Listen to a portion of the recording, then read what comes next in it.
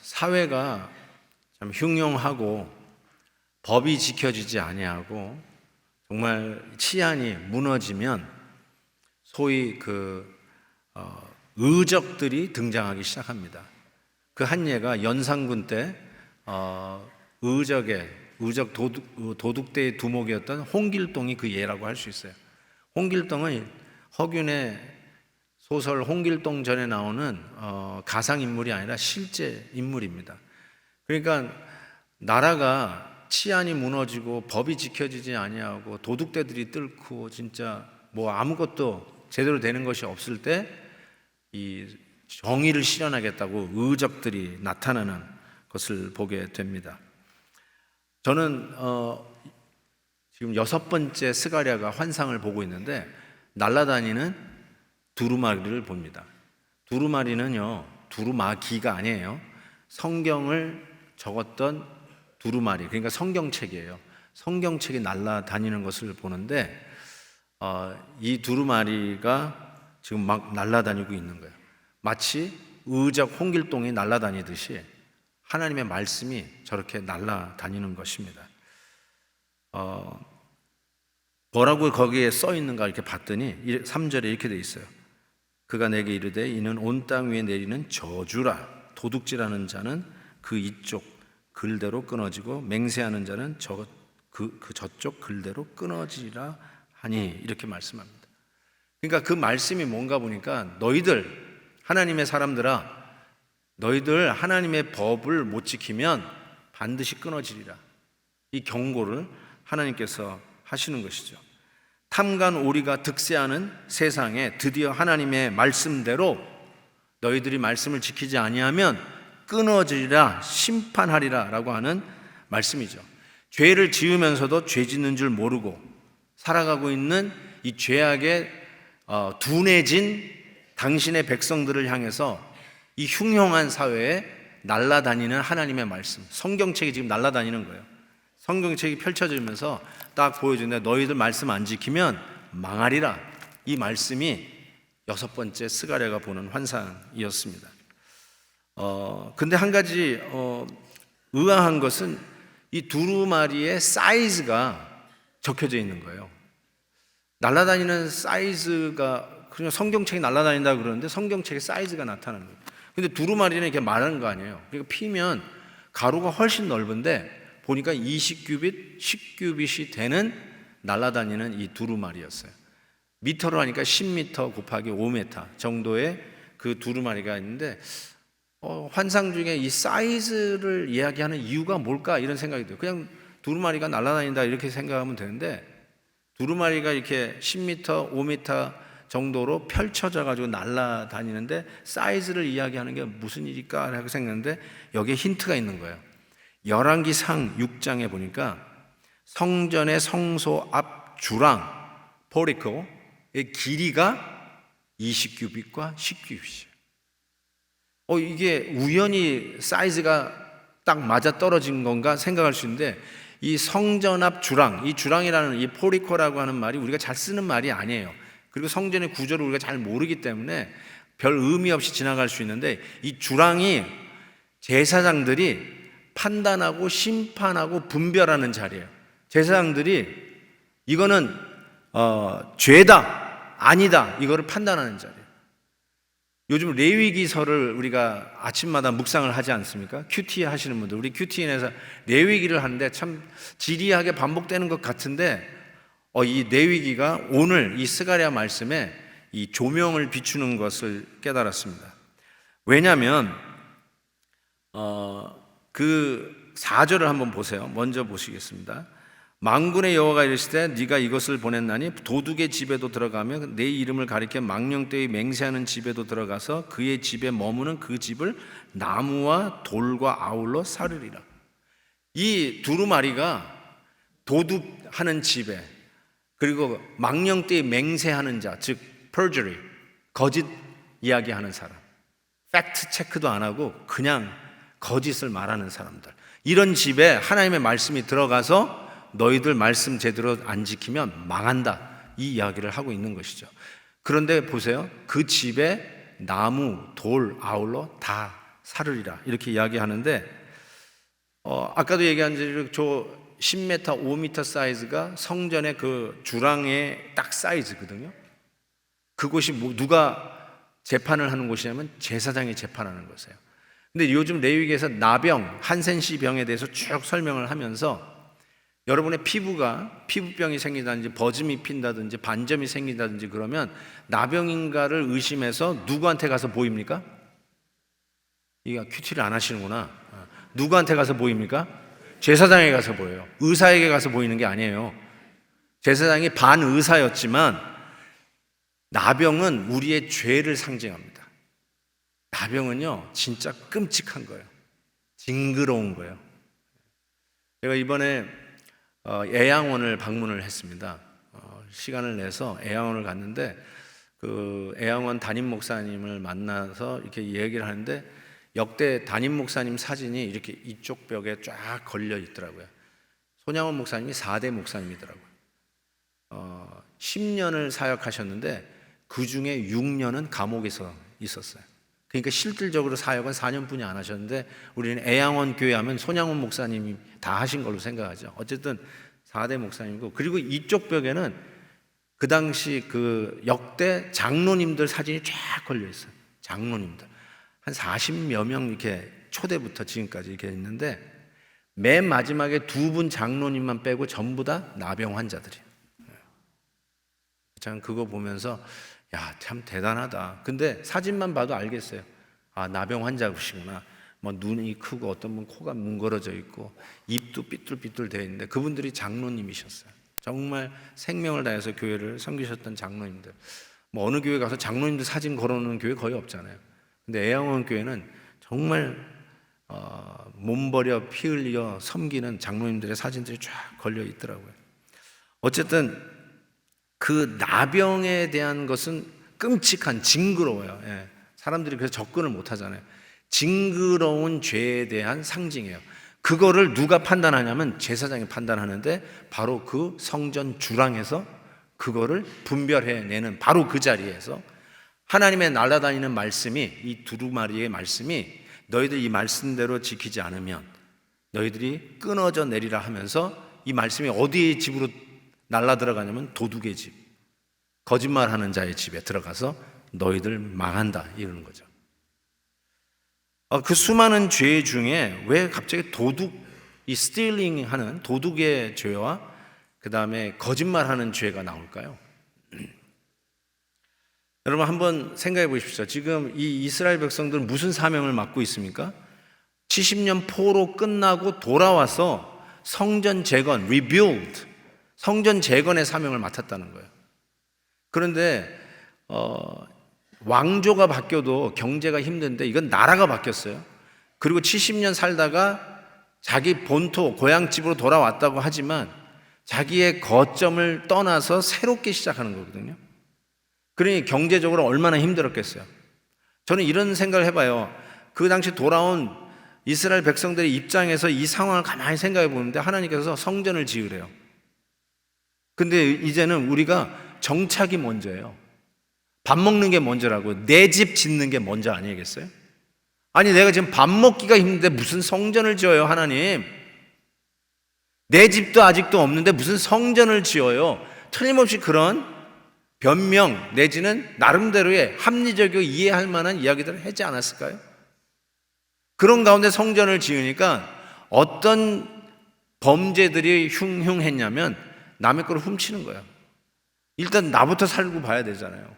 근데 성전 내니까 야 훔쳐가지고 내라자. 훔쳐가지고 하나님의 전을 짓는데 훔쳐서라도 내면 이거는 용서받을 수 있는 거 아니야? 거룩한 하나님의 일을 위해서 야 이런 것쯤이야 뭐 당연하지 않나 이런 생각을 하지 않을까라는 생각을 해봐요. 저는 여기서 중요한 교훈을 하나 얻는 것은 예배와 삶은 일치해야 된다는 하나님의 교훈이 여기에 주어졌다고 생각해요. 우리 청년들의 예배를 예삼이라고 합니다. 예배가 삶이 되고 삶이 예배가 되고 예배 따로 삶 따로가 아니에요. 여러분 일주일 살다가 정신없어 하다가 예배 드릴 테니까 예배나 드리고 예배 해치우고 일주일에 한 번 하는 거 일단 해놓고 그리고 내일 하자 하고 다시 돌아가고, 이런 식으로 예배와 삶이 이분화되어 있는 삶이 아니라 실은 이 예배가 여러분의 일주일 삶이 농축되어져 있고 오늘 예배를 통해서 받은 은혜가 그대로 삶으로 연장되어야 된다라고 생각합니다. 그렇죠? 예배와 삶이 일치돼야 되는데 지금 이스라엘 백성들은 자기 삶이 궁하다고, 아쉽다고, 발등에 불이 떨어졌다고 일단 눈에 보이는 거 훔쳐가지고라도 성전 짓는데, 야, 하나님의 성전 짓는데 뭐 죄를 지는 거 이건 다 용서받을 거 아닌가 라는 생각을 할 수 있다는 것이죠. 그런데 그래서는 안 된다는 거죠. 우리의 삶이 정말로 드려지는 우리의 오늘 이 시간의 예배가 그대로 삶으로 이어져야지, 딸랑 예배 해치우고 나서 다시 원위치하는 나의 원래의 모습으로 돌아가는 이런 것은 우리 성도들이 해야 되지 않아야 할 일 아닙니까? 근데 이스라엘 백성들이 그런다는 거예요. 성전을 짓는다고 하는 목적으로 도둑질을 하고 거짓말을 하는 거예요. 하나님의 일들을 한다고 거짓말하는 게 용서되고 타협이 되고 정당화되고, 선교를 간다고 하는 목적으로 남의 돈을 훔쳐가지고 선교 헌금하면 그거 용서받는 거 아닌가? 이렇게 생각한다는 거예요. 여러분 생각이 이게 말이 안 되는 것 같지만 이런 프로세스가 우리 안에 될 때가 있어요. 부끄럽지만 제가 3개월 나가 있으니까, 이제 오래 있으니까, 옛날에는 한두 주 나가면 누가 라이드를 주니까 신경을 안 썼죠. 근데 이제 길게 있으니까 이번에는 국제 면허를 해가지고 나갔어요. 그래가지고 이제 운전을 하고 다니는데 미국하고 한국이 진짜 운전 문화가 너무너무 다르더라고요. 제일 제가 힘들었던 게 모든 걸 다 뒤로 파킹하는 게 왜 이렇게 힘든지 모르겠어요. 그냥 앞으로 그냥 전진 파킹하면 좋겠는데 전부 다 뒤로 하고, 그리고 이 주차장 칸이 너무 좁아. 근데 새벽 기도를 간다고 이제 늦을까봐 그냥 부랴부랴 해가지고 차를 타고 이제 나가는데 이 미국식으로 착각했나봐. 이 차와 차 사이 간격이 좁은 거를 생각을 못하고 그냥 운전하면서 그냥 커브를 틀었네, 나가면서. 그랬더니 옆 차를 드드드드드 긁으면서 나갔어요. 제가 평생 운전을 한 사람인데, 아니 잠깐 새벽 기도 가야지 하고 막 나가다가 긁어버린 거예요. 와, 어딜 가다가요? 새벽 기도 가다가. 그러니까 제가 지금 이 죄성을 얘기하는 거예요. 새벽 기도 가다가 긁은 건 용서해 주지 않을까? 뭐 이런 생각이 여기서 막 돌아가요. 그래서 거기다 이렇게 써놨어요. 전화번호하고 제가 다녀와서 하겠다. 왜냐하면 새벽 기도 늦으면 안 되니까. 그리고 하고 갔다 왔는데 여전히 차는 그대로 있더라고요. 안 일어난 거죠, 그분이. 그래가지고 연락을 해가지고 결국은 정말 그 차 고쳐드리느라고 참 힘썼는데요. 어쨌든 제가 이 말씀 드린 이유는 여러분이 그게 이상한 일이다, 그럴 리가 없는데 그 프로세스가 나에게 되더라고요. 내가 하나님의 일들을 하는 거, 이거는 정당화되지 않을까? 하나님의 일들을 위해서 내가 하는 죄가 정당화되지 않을까? 이런 생각을 해보게 돼요. G.K. 체스터든이 이런 말을 했다고 합니다. 차고에 세워져 있다고 해서 자동차가 되지 않는 것처럼 교회에 간다고 해서 그리스도인이 되는 것은 아닙니다. 그러니까 이 자리에 와 있다고 해서 여러분이 저절로 거룩해지거나, 이 자리에 와서 예배 드렸다고 해서 여러분의 모든 삶이 하나님 앞에서 다 정당화된 거라고 생각하시면 착각 중에 착각이라는 거죠. 그래서 오늘 예배 드리는 이 모습이 실은 월요일, 화요일부터 토요일까지 연장선에 있어야 된다는 거죠. 예배와 삶이 나눠진 삶이 아니라 내가 하나님을 진실하게 예배하는 그 진실함이 우리의 삶 속에 진실함으로 나타나야 되고, 여러분의 생각과 언어와 여러분의 태도에도 그대로 연장선에서 나타나야지, 하나님 앞에는 진실하게 진지하게 나오면서 여러분의 삶 속에는 그런 순수함이 사라진다면, 그래도 내가 예수 믿는 사람이니까 주의 일을 위해서 하겠다는데 뭐 이 정도는 눈 감아줄 수 있는 거 아니냐, 이렇게 생각하는 게 큰 착각이라는 거죠. 그러니까 여러분 지금 이 백성들이 뭘 하는 거예요?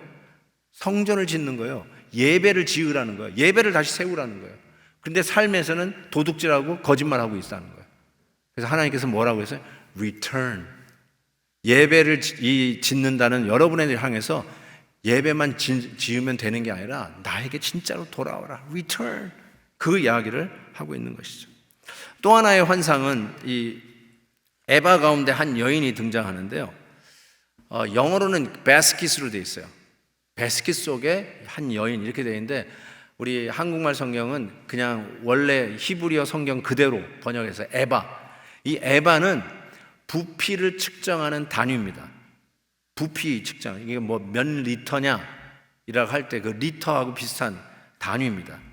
자, 7절 보세요. 이 에바 가운데 한 여인이 앉았는지라 하니 그때에 둥근 납 한 조각이 들리더라.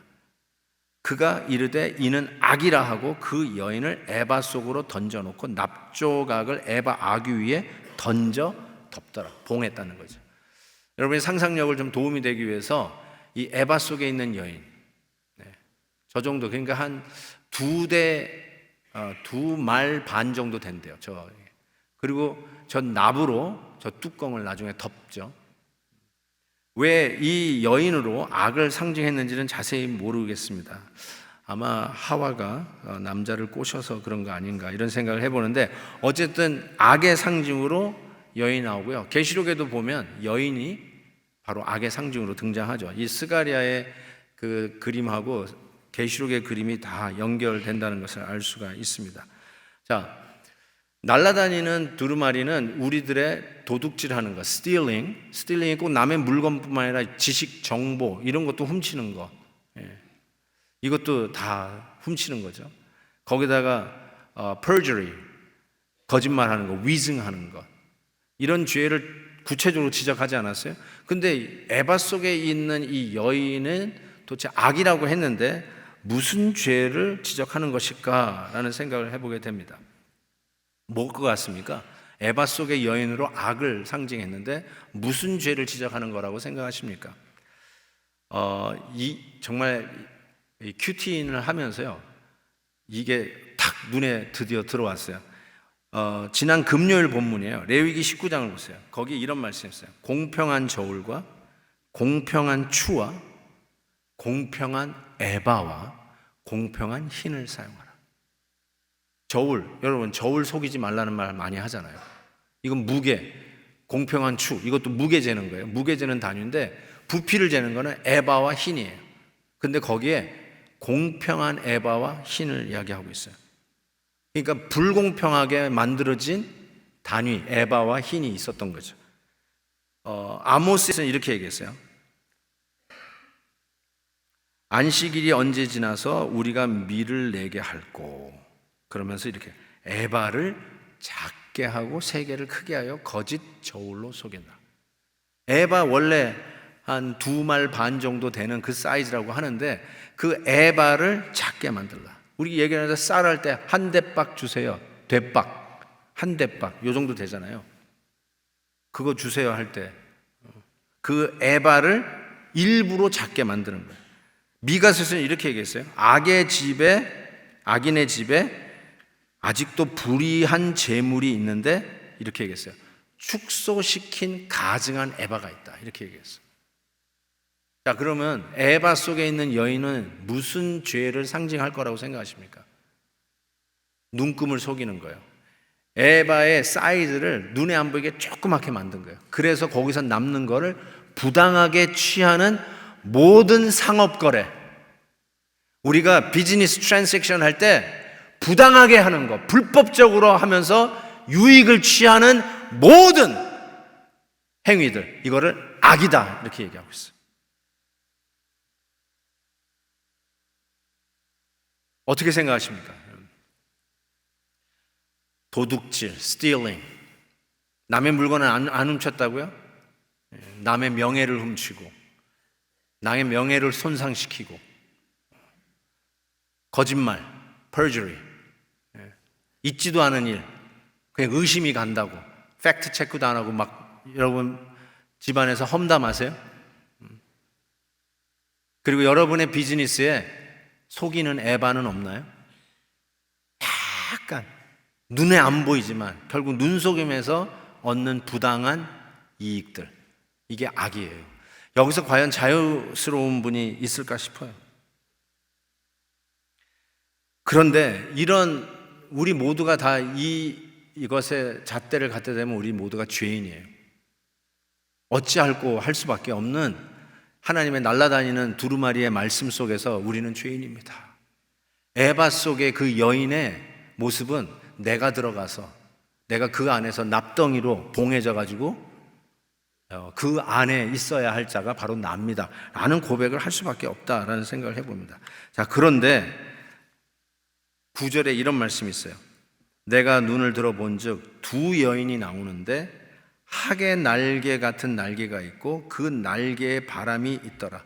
그들이 그 에바를 천지 사이에 들었기로, 그 에바에 들어가 있는 여인을 이렇게 들은 거예요. 그리고 내가 내게 말하는 천사에게 묻되 그들이 에바를 어디로 옮겨가나이까? 라고 하는 질문이 던집니다. 여기서 한 가지 주목할 게 있어요. 천사의 날개, 학의 날개를 가진 두 여인이 등장하잖아요. 학의 날개. 근데 영어로 학이 스토크 이렇게 되어 있어요. 스토크. 여러분 혹시 Save the Storks라고 하는 사역을 아세요? Save the Storks. 그 티네이저가 애를 임신했어요. 그럼 되게 놀래가지고 애를 낳으면 어떻게 돼요? 애를 죽여요. 애를 쓰레기통에 버려요. 이런 일들이 비일비재하잖아요. 키울 자신도 없고, 아니면 원치 않는 아이를 임신했을 때 그 애를 그냥 어떻게 할까? 그냥 해서 임신 중절을 시켜버리는 이런 일들이 있잖아요. 그런데 Save the Storks. 그래가지고 이 스토크이 이제 황새를 이야기할 때 하는 말이기도 한데, 이 엄청난 아이를 이렇게 실어 나르는 이 새가 학이에요. 학. 긴 다리 그리고 큰 날개로 이걸 아이를 보재기를 딱 해가지고 날아가는 이 황새. 그래서 Save the Storks라고 하는데 저 학의 날개라고 하는 거예요. Stork.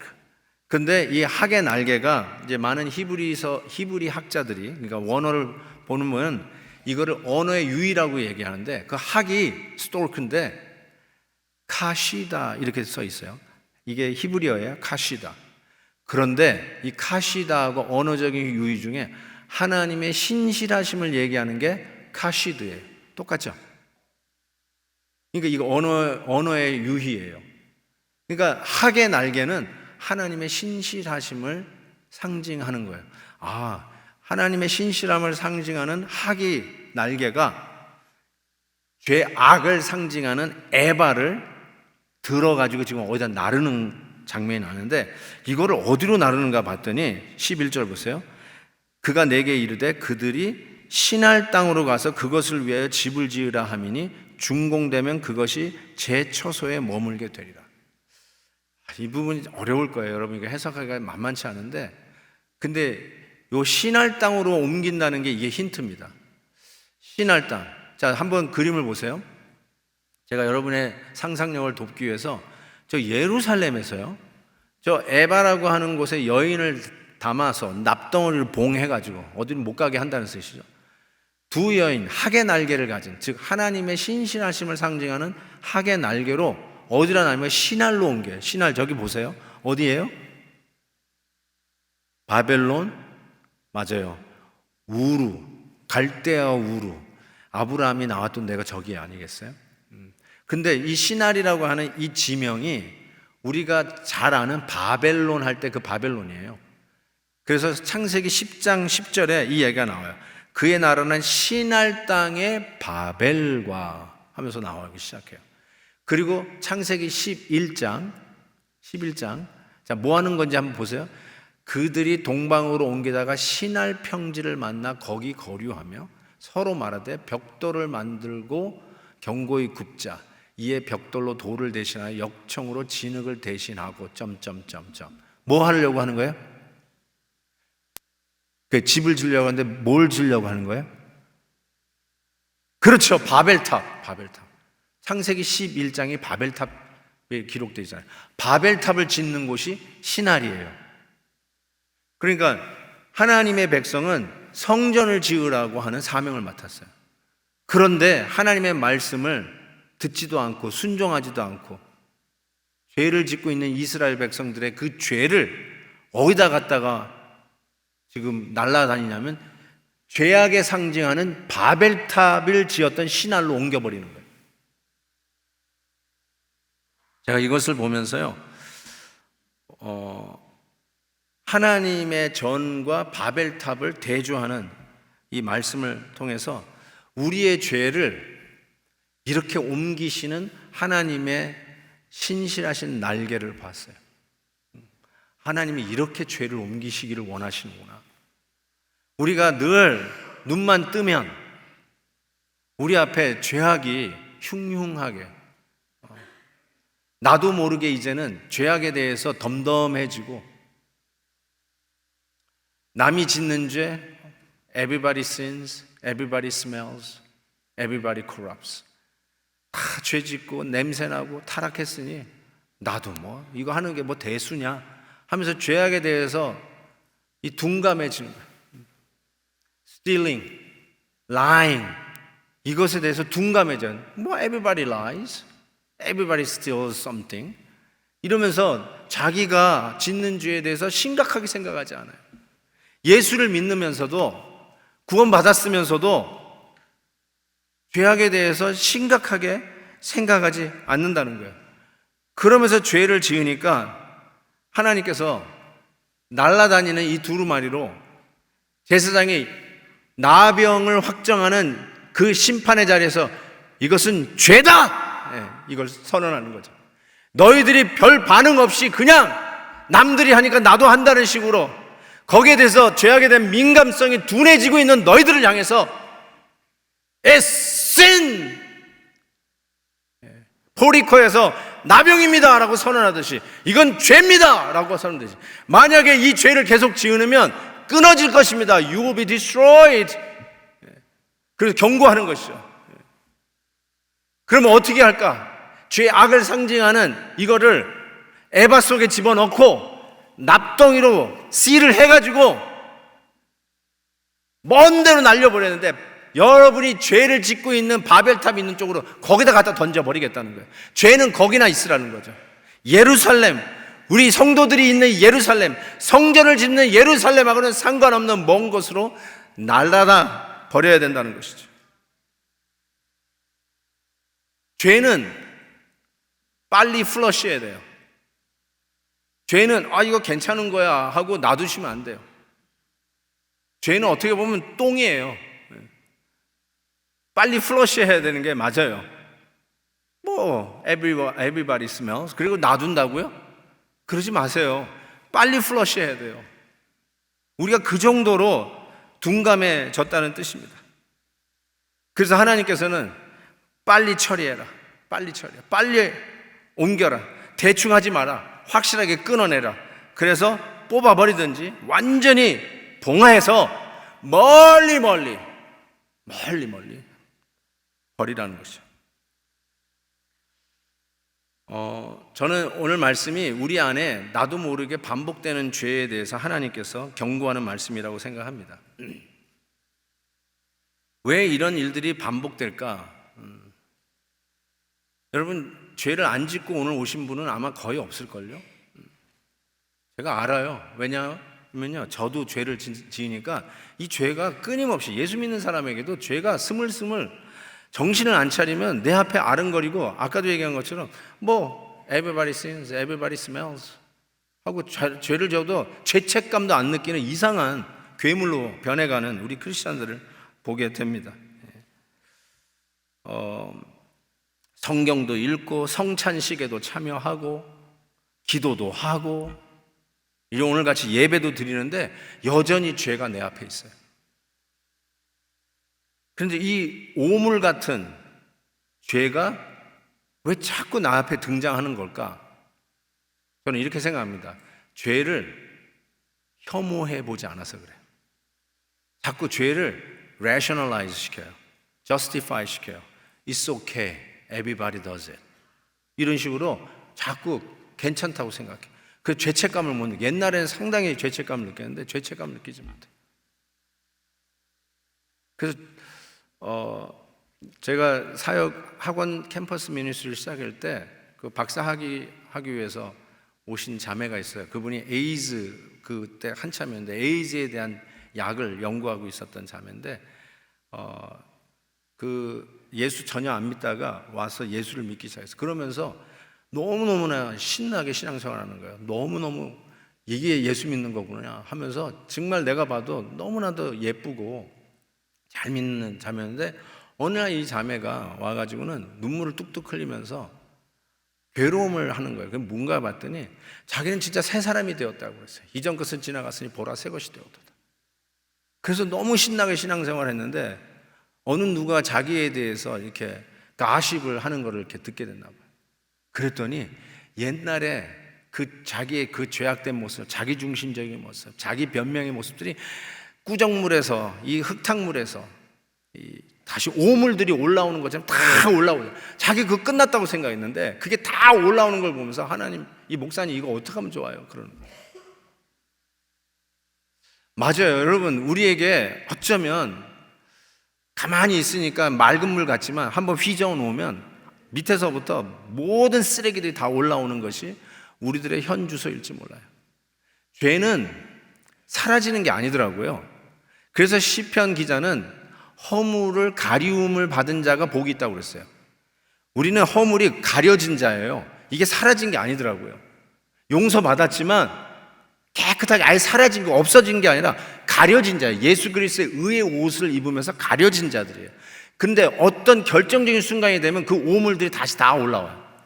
끔찍해져요. 그래서 그걸 보면서 이렇게 얘기해요. It's so disgusting. 그걸 한국말로 번역하면 so 징그러워. 자기의 죄를 징그럽게 봐야 돼요. 자기 중심적이고 자기 변명하려고 하는 모습을, 이거 everybody does that? 이거 안 하면 내가 손해본다고요? 아니에요. 그게 죄예요. So disgusting. so 징그러워. 어떻게 내 안에 이런 게 아직도 남아있을까? 다시 올라오는 게, 꾸정물이 다시 올라오는 거야. 서로에게도 좀 그렇게 했으면 좋겠어요. 아내, 남편이 좀 그 얘기 했으면 좋겠어요. 말도 안 되는 소리를 하고 있으면, 여보, 예수 믿는 사람 그런 말 하면 안 돼! 얘기를 해야지. Everybody does it! 그러면서 죄악에 대해서 둔감하고 있어요. 그러니까 에바의 여인을 봉해가지고, 악을 악을 봉해가지고, 어디로요? 저 신할 땅으로 옮겨버려야 된다는 거예요. Don't ever come back! Throw away! 바벨탑에 있는 곳에 거기 가서 하나 집을 져라. 나는 하나님의 거룩한 전을 짓겠다. 그거예요. 근데 이걸 누가 하느냐? 하나님의 신실하심의 학의 날개로 날아다 버리는 거예요.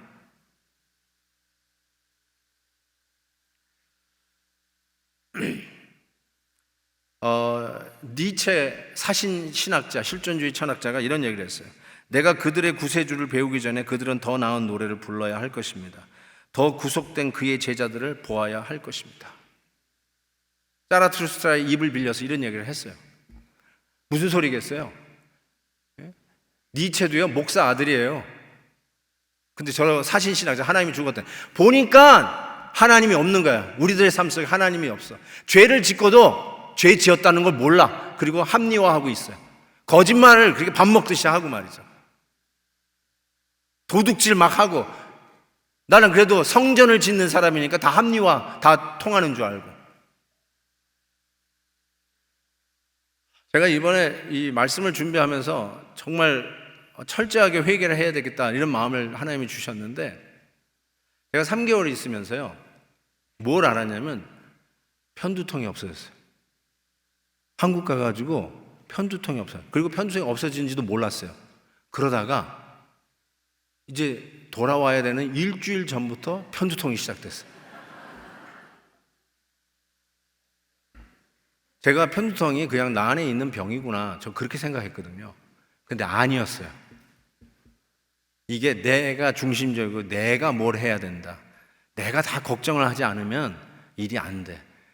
박성건 목사님의 warrior or warrior, 너는 염려하는 자냐 용사냐, 내 염려하는 자였던 것 같아요. 그게 편두통의 원인이었다는 거를 이번 말씀 준비하면서 깨달았어요. 이게 죄악이에요. 근데 그거를 나는 죄라고 생각하지 않았던 거예요. 또 편두통이 왔나 보다, 약 먹어야지, 이 정도로 끝냈어요. 근데 이렇게 생각해야 돼요. So disgusting. 편두통이 왔을 때, 야, 징그럽다, 징그러워. 또 네가 인생의 주인인 넌 줄 알고 착각하고 있구나. 어떻게 이런 생각을 하냐? 어떻게 네가 걱정해야 이 일이 풀린다고 생각하냐? 징그럽다, 이 죄야. 이래야 된다고요. 징그럽다. 제발 나에게 이런 징그러운 죄가 다시 나타나지 않기를 원하면서 제발 이거를 저 신할 땅으로 옮겨버려라. 하나님의 말씀이 이렇게 돼 있어요. 하나님 우리 죄를 옮길 때 시편 103편 보니까 동이 서에서 먼 것처럼 우리 죄를 옮긴대요. 예루살렘에서 신할이 먼 것처럼 옮겨버려야 된다는 거예요. 그게 하나님이 하는 방법이에요. 그게 우리의 죄를 용서해 주시는 시각적인 하나님의 말씀이었어요. 그리고 레위기서 16장 보면 아사셀이 나와요. 아사셀을 위하여 제비 뽑은 염소는 산채로 여호와 앞에 두었다가 그것으로 속죄하고 아사셀을 위하여 광야로 보냈지다. 이게 뭐예요? 다시는 돌아오지 못하는 광야에 갖다 버리는 거예요. 죄를 안수해가지고 우리의 죄를 받은 이 아사셀이 다시는 집을 찾아 돌아오지 못하게 먼 광야로 보내는 거예요. 이게 죄 용서의 의미예요. 그래서 아사셀을 광야로 집 못 찾아 들어오는 데로 보내는 거예요. 그리고 또 레위기, 지금 계속해서 아침 묵상이 오늘 말씀을 푸는 열쇠가 된다는 게 너무너무나 감사했어요. 레위기 14장에 보면 제사장들이 속죄제를 하기 위해서 산새 두 마리를 가지고 와서 여러 가지와 함께 해서 한 마리는 잡아가지고 그 피로 뿌려가지고 죄 용서, 정결함을 얻고 그 다음에 저 보세요. 아직 살아있는 새 한 마리는 들에 놓을지다. 이게 뭐예요? 날려보내는. 새 한 마리는 날려보내. 무슨 뜻인 줄 아세요? 돌아오지 못한다는 거예요. 우리의 죄를 날려보내야 되는데 정확하게 하나님의 신실하심을 상징하는 학의 날개로 예루살렘에서 성전을 짓는 거룩한 하나님의 백성 안에 불릴 듯 시간만 되면 일어나는, 거기에 대해서 반응도 못하는 우리의 죄, 이 죄를 에바의 봉화에서 먼 곳으로, 동이 서에서 먼 것처럼, 그리고 절대로 다시 돌아올 수 없는 광야로, 그리고 새가 날아가서 다시는 집을 찾아오지 못하게 멀리 저 신할로 던져버리는 거죠. 이게 하나님의 신실하심이에요. 이것이 어떻게 가능한가? 예수 그리스도의 십자가의 보혈로 가능한 것이죠. 그래서 우리가 하나님 앞에 나올 때 이 징그러운 죄를 내가 또 졌구나. 내 이 말이 그냥 뭐 everybody lies. 그래서 거짓말 툭 해놓고는 주여, 이 징그러운 거짓말 죄가 또 내 입술에서 나왔네요. 남 험담하는 얘기 또요 내 입술에서 나왔네요. So disgusting. 너무너무 징그러워. 어떻게 내 죄가 예수 그리스도의 보혈로 용서받은 나 안에 이 죄가 또 아직도 도사리고 있을까? So 징그러워. 여기에 대해서 혐오하고 so disgusting. 똥물을 내리듯이 빨리 플러시해야지. 이런 민감한 죄에 대한 반응이 있어야 우리는 다시 이 죄가 저 신할 땅에서 예루살렘에 안 돌아올 거예요. 근데 늘 돌아와. 또 일어나. 그때마다 하나님, 내 죄를 이 예루살렘에서 신할 땅으로 봉해서 날려보내는 하나님의 십자가의 신실하심의 용서로 다시 구합니다. 이 징그러운 죄가 나에게 다시 나타나지 않도록 멀리 보내주옵소서. 그래서 우리가 하나님 앞에 나올 때마다 We need Jesus. 예배 드릴 때마다 We need Jesus. 예수님이 너무너무 필요한 거예요. 그것만이 살 길이고요. 그것만이 이 징그러운 똥물 같은 이 죄가 예루살렘에서 저 바벨탑이나 짓는 신할 땅으로 날려보내는, 그래서 다시는 돌아오지 못하는 곳으로 동이 서에서 먼 것처럼 날려보내는 하나님의 은혜가 있을 것을 믿습니다. 예수님께서요, 십자가 지시고 영문 밖으로 나갔어요. 난 그 생각하면은 너무너무나 마음이 아파요. 골고다 생각했는데 영문 밖으로 나갔다는 게 하나님이 우리의 죄를 예루살렘에서 예루살렘 밖으로 옮기셨다는 뜻이에요. 지금 가시면 예루살렘 안에 골고다가 있는 것 같죠? 십자가, 성묘교회가 예루살렘 안에 있는 것 같죠? 아니요. 예수님이 돌아가셨을 때는 십자가 골고다는 예루살렘 밖에 있었어요. 우리의 죄를 지고 예루살렘 밖으로 가지고 나갔어요. 우리의 아사셀이 예수님이셨어요. 그리고 우리의 죄를 에바의 봉에서 신할로 던져보내고 날려보내는 게 우리 예수님이셨어요. 그것이 오늘도 우리를 살게 해요. 그것이 오늘도 우리 안에 죄로부터 구별된 이 시대의 제사장으로 살아가는 비결이라고 저는 분명히 믿습니다. 우리 같이 한번 찬송했으면 좋겠는데요, 정말 제가 이번에 은혜를 가장 많이 받았던 찬송이에요. 그래서 그냥 한국에 있으면서 이 찬송 늘 흥얼거리면서 지냈는데요, 우리 같이 불러봅시다. 주 나의 모습 보네, 상한 나의 맘 보시네, 주 나의 눈물 안에 홀로 울던 맘 아시네. 세상 소망 다 사라져가도 주의 사랑 끊는 이 없으니. 정말 계속해서 내 안에서 나도 모르게 이 오물 같은 더러운 디스커스팅한 징그러운 죄가 일어날 때마다 하나님, 나 징그럽게 반응하게 해주세요. 플러시 하고 싶은 더러운 거 보는 것처럼 보게 해주세요. 그래서 다시 주님의 은혜로 내 죄를 동이 서에서 먼 것처럼 저 신할 땅으로 하나님의 학의 날개로 옮겨 날라주세요. 그리고 나는 오늘 이 시대의 제사장으로 빛과 소금 되게 해주세요. 이런 마음으로 우리 같이 한번 이 찬송하십시다. 주 나의 모습 보네, 상한 나의 맘, 상한 나의 맘 보시네. 주 나의 눈물 안에, 주 나의 눈물 안에 홀로 울던 맘 아시네.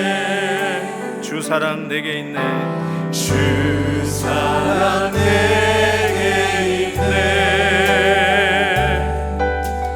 그 사랑이 날 채우네. 주 은혜, 주 은혜 내게 있네. 그대로 날 세우네. 두 손 들고 찬양합시다. 세상 소망 다 사라져가도 주의 사랑 끝이 없으니 살아가는 이 모든 순간이 주 은혜임을 나는 믿네. 주 나의 모습 보네, 주 나의 모습 보네, 상한 나의 맘 보시네, 상한 나의 맘 보시네. 주 나의 눈물 안에, 주 나의 눈물 안에 홀로 울던 맘 아시네, 홀로 울던 맘 아시네. 오른손 들고 세상 소망, 세상 소망 다 사라져가 주의 사랑은, 주의 사랑은 끝이 없으니 살아가는 이 모든 순간이 주의 힘을 나는 믿네. 세상 소망, 세상 소망 다 사라져가도 주의 사랑은 끝이 없으니 살아가는 이 모든 순간이 주의 힘을 나는 믿네. 우리 기도합시다. 내 손바닥에는 정말 혐오스러운 죄만 쓰여져 있는 것 같아요. 하나님, 이 죄를 동이 서에서 먼 것처럼, 신할이 예루살렘에서 먼 것처럼 옮겨 주옵소서. 수시로 때만 되면 정신 못 차리면 슬금슬금 기어들어오는 죄악의 모습이 내 안에 있음에도 불구하고 징그러워하지 아니하고 같이 버성겨 사는 나의 모습들. 옛날에는 화들짝 놀래서 내가 이 죄를 짓지 말아야지 했는데 이제는 이상한 변명 속에서 예수 믿으니까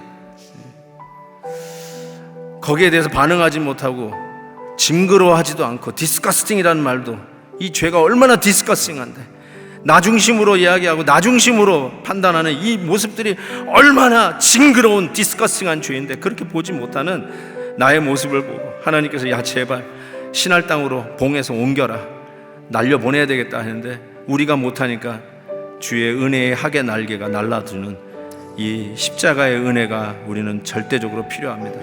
오늘도 우리의 아사살 되신 예수 그리스도, 우리의 죄를 걸머지고 영문 밖으로 나가신 우리 예수님을 의지하면서 주여 내 죄를 옮겨 주옵소서, 징그러운 내 죄를 없애 주옵소서. 우리 간절히 합심해서 기도하는 시간 갖겠습니다. 하나님 아버지, 이 더러운 죄악들을 우리 주 예수의 십자가의 보혈로 옮겨 주옵소서. 하나님 아버지, 나의 이 더러운 죄들, 디스커스팅한 죄들을 옮겨 주시옵소서. 하나님, 이 편두통이 단순히 편두통이 아니라 디스커스팅한 죄였습니다. 나 중심의 생각이었습니다. 하나님 옮겨 주옵소서. 하나님의 나라와 영광을 위하여 온전히 아버지 우리의 삶을 드리도록 옮겨 주옵소서. 동이 서에서 먼 것처럼, 아사살이 광야에 놓여진 것처럼 다시는 돌아오지 않는 곳으로 멀리 멀리 학의 날개로 날려보내 주옵소서. 오늘도 하나님의 말씀이 우리 앞에 언장으로 나타납니다. 하나님 아버지, 예루살렘에서 예배의 현장, 성전을 짓던 이스라엘 백성들에게 날아다니는 두루마리가 저들을 경고하듯이, 그리고 그 환상 중에 악의 상징인 여인을 에바의 봉에서 저 바벨탑이 있었던 신할 땅으로 날려보내듯이, 하나님 우리의 죄를 그렇게 날려보내야 되는 절대절명의 필요가 우리 안에 있음을 고백합니다. 예수 그리스도, 우리의 죄를 걸머지고 영문 밖으로 나가시고 우리의 아사살이 되어서 광야로 내몰려 주신 우리 주님의 모습을 기억하며, 하나님 디스커스팅한 이 죄를, 하나님 우리가 빨리 예수 그리스도의 십자가를 의지하여 하나님 우리에게서 예루살렘에서 신할이 먼 것처럼 옮겨 주옵소서. 죄와 상관없는 삶 살 수 있도록 도와주시고, 하나님 우리 예수 그리스도의 생명의 공동체 교회 안에서 정말 서로가 구별되어 거룩하게 우리의 말과 행동과 생각과 그리고 우리의 모든 태도도 하나님 이 예배의 연장선에서 구별된 이 시대의 제사장 백성들로 빛과 소금 되도록 역사하여 주시옵소서. 예수님의 이름으로 기도하옵나이다. 아멘. 아멘.